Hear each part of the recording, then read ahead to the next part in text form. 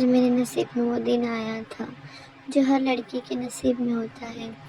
آج میری شادی ہو چکی تھی اور ایک ایسے انسان کے ساتھ جسے میں کبھی جانتی نہیں تھی، پہچانتی نہیں تھی، اسے چاہتی نہیں تھی اور میں نے اسے کبھی دیکھا بھی نہیں تھا۔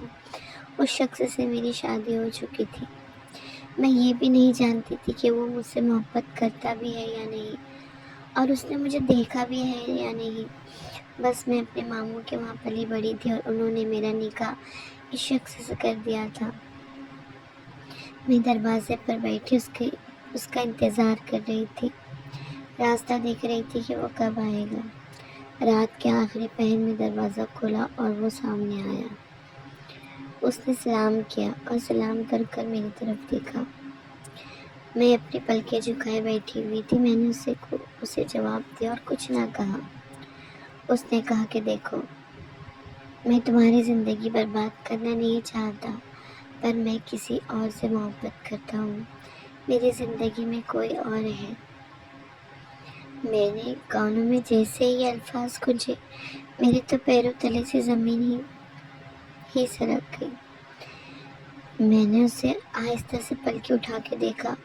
وہ بہت ہی خوبصورت اور حسین نوجوان تھا۔ وہ مجھے دیکھ رہا تھا اور میں اسے دیکھ رہی تھی۔ یہ پہلی بار تھا کہ ہم دونوں نے ایک دوسرے کو دیکھا تھا۔ اس نے بالکل صاف ستھرے الفاظ میں مجھ سے کہہ دیا تھا کہ وہ کسی اور سے محبت کرتا ہے۔ میں خاموشی سے اس کی تمام باتیں سنتی رہی اور وہ ایک تکیہ لے کے وہاں سے چلا گیا اور سامنے والے صوفے پر سو گیا۔ پوری رات میں ایسے ہی بیٹھی رہی اور اسے دیکھتی رہی، مجھے کچھ پر وہ پرسکون نیند سو گیا۔ اسے اس بات کا ذرا بھی احساس نہیں ہوا کہ وہ کسی کو کہیں سے لایا تھا۔ ایک لڑکی اس کی زندگی میں آئی تھی، نہ اسے خوشی تھی نہ غم تھا، بس وہ اپنی ہی دھن میں مست تھا اور سو گیا۔ میں بہت حیرت سے اور پریشانی سے اسے دیکھتی رہی۔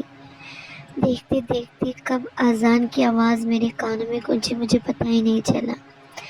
میں نے نماز ادا کیا اور اللہ سے دعا کی کہ یا اللہ، زندگی میں تو نے مجھے بہت دکھ دیا ہے، کبھی مجھے خوشی نصیب نہیں ہوئی، ماموں کے یہاں کبھی مجھے اچھائی ملی نہیں، کبھی کسی کا پیار ملا نہیں، اور ابھی شادی کے بعد بھی کیا مجھے یہ سب سہنا ہے؟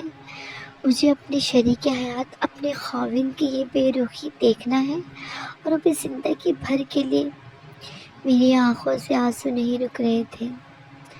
میں خاموشی سے بس روتی جا رہی تھی کہ اچانک دروازے پہ دستک ہوئی۔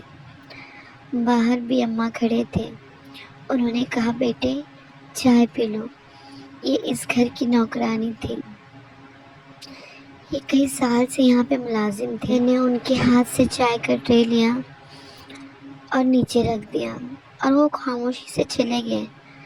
انہوں نے یہ بھی نہیں دیکھا کہ وہ کہاں سوئے ہوئے ہیں اور میں کہاں ہوں۔ انہیں اس بات کا کوئی احساس بھی نہیں ہوا کہ کیا چل رہا ہے۔ میں بہت ششدر تھی، مجھے سمجھ نہیں آ رہا تھا کہ یہ کیا ہو رہا ہے میرے ساتھ۔ آگے زندگی بدل گئی ایک دم سے۔ اگر جاننا ہے تو کمنٹ کریں، لائک شیئر اور سبسکرائب۔